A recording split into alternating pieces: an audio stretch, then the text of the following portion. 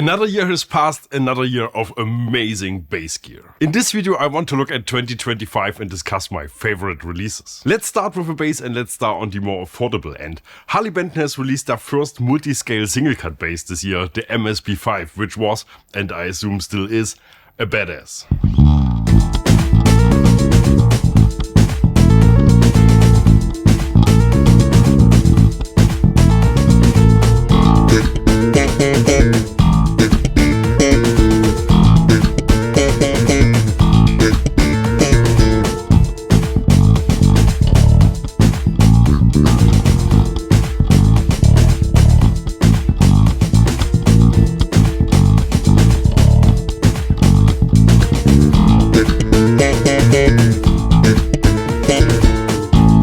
There's room for improvement in the color department, but we got no time to get stuck. There's a lot more gear to discuss. One of the biggest releases of the year was the Anagram from Darkglass, a bass-specific modeler with an amazing touchscreen. There have been some updates and especially the new Entropia plugin, incredibly good.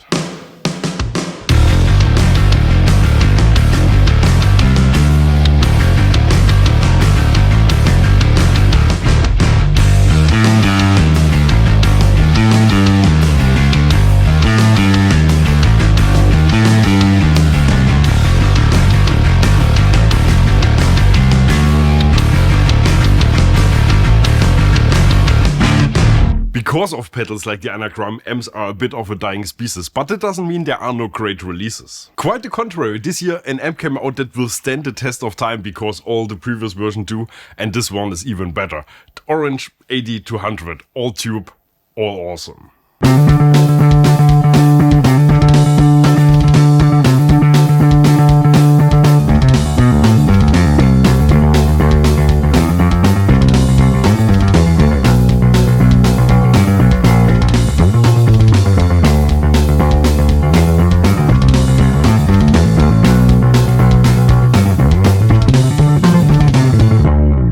The AD200 has always been the most characterful tube amp for bass. It has such a lovely tone, it makes you almost forget the billion tons it weighs. The retailer Gear for Music has launched a new house brand this year with some really cool designs like the Hartwood Satellite bass.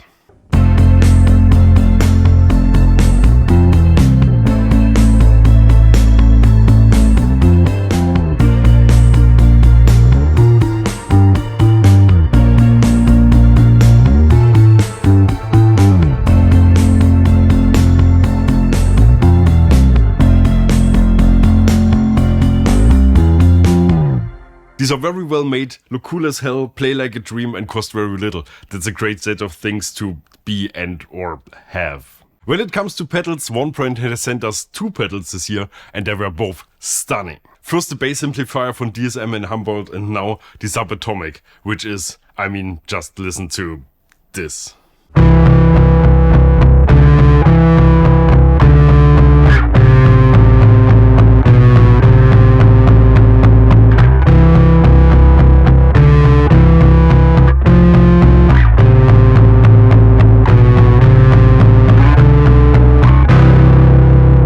The Sub-Atomic has a great sounding capstan built in. I'm sold. We had so many amazing basses this year, but one stood really out. It's the most modern bass I've ever played. Usually I would associate that with something negative, but in this case...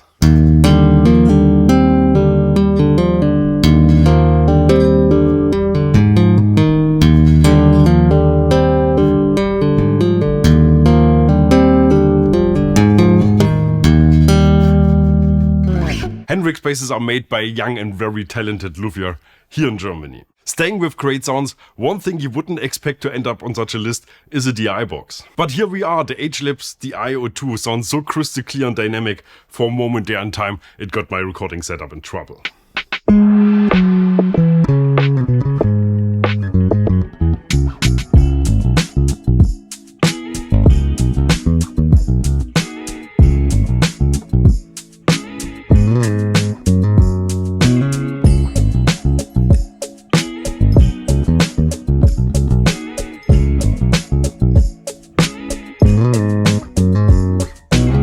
René again, where are all these other players?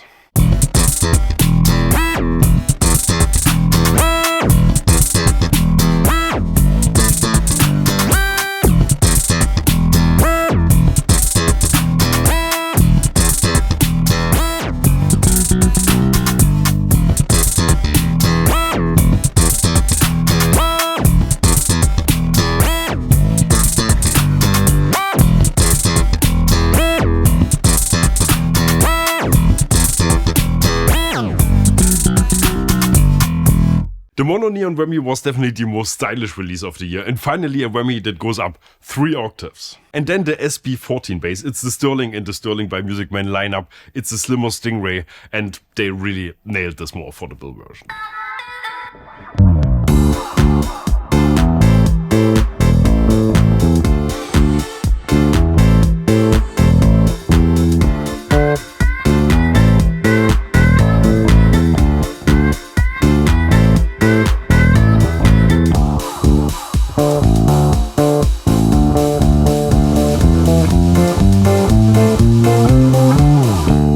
Now let's finally come to the biggest release of the year. Darkglass Anagram, Orange 8200, all new, all amazing. But 2025 was ruled by a pedal. Which pedal, you ask? Well, do you really have to ask?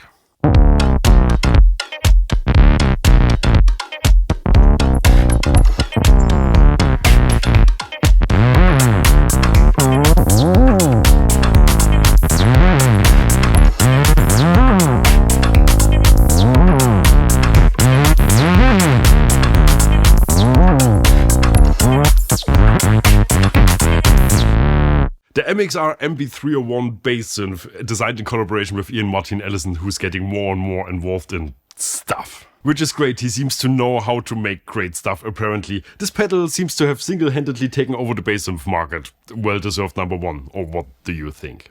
This year Dingwall Guitars released their SP1 to the world, their medium-scale PJ bass, which I still got here. This is like the most modern evolution of a P-bass. I'm a traditionalist in many things, but this I like.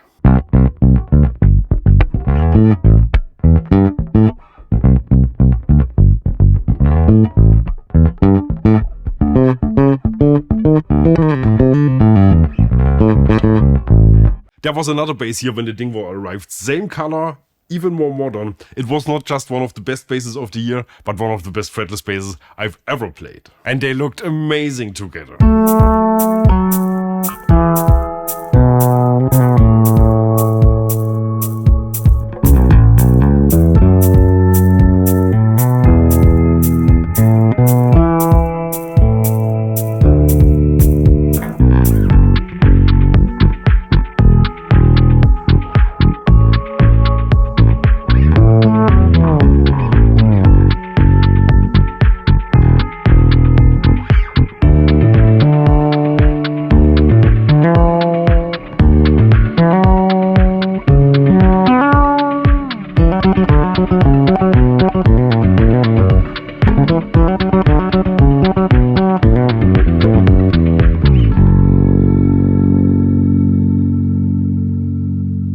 This is the Meta Pragma 4 fretless, a multi-scale, medium-scale, double-cut, crazy design, and the tones are out of this world. Origin has released the BassRig 15 this year, which of course also goes straight to the favorite list.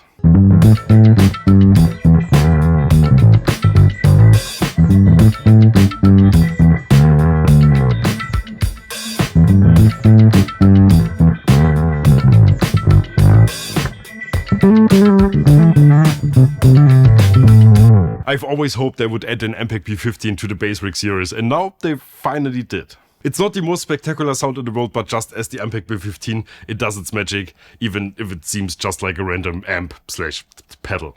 Another new release that was very important to me are the JB Real 65 pickups from Andreas Kloppman. They're kinda like the pickups in my BassTheWorld basses, but a bit smoother, and I kinda like that, and it bugs me a bit because I kinda want those now.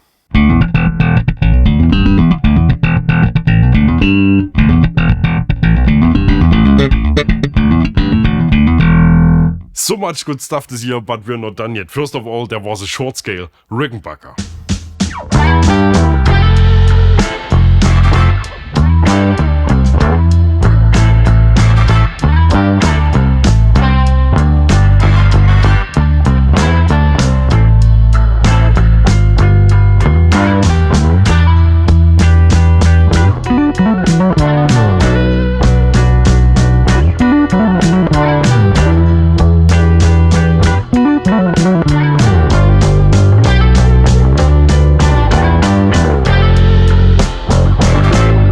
This bass was so much fun to play. It had an interesting, very slim neck. It almost felt like a guitar, but without being offensive in any way. I love this.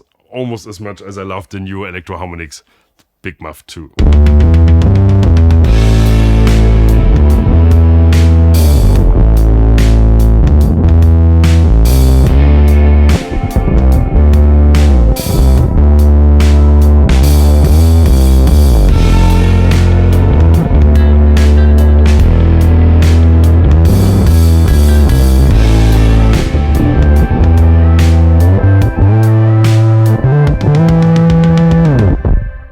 This pedal, pure destruction, more gain than you can ever need, enough volume to power the sun. This is my kind of pedal. And this is my actual new amp, deserves a spot on this list, the Eich T900.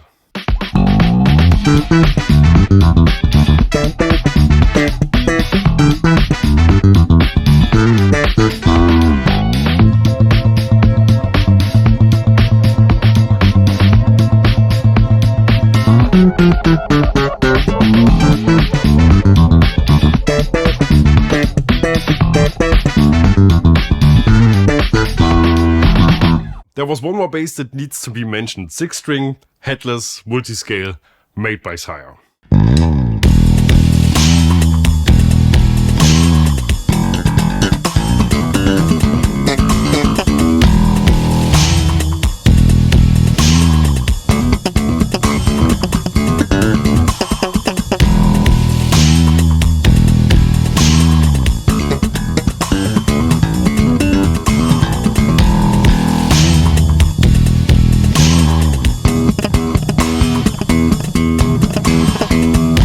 This was a lot of fun to record, such a huge bass, but be careful, with huge bass comes huge groove.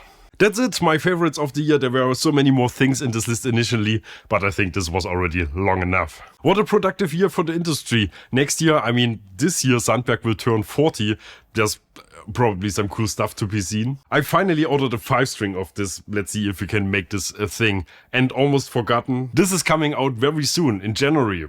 This month. This other Harley Benton will follow in February. We've signed off on the prices. We are ready to go. I think you will like these. And thanks for watching and for another great year of bass gear that rhymes and rhymes. Things that rhyme are always true.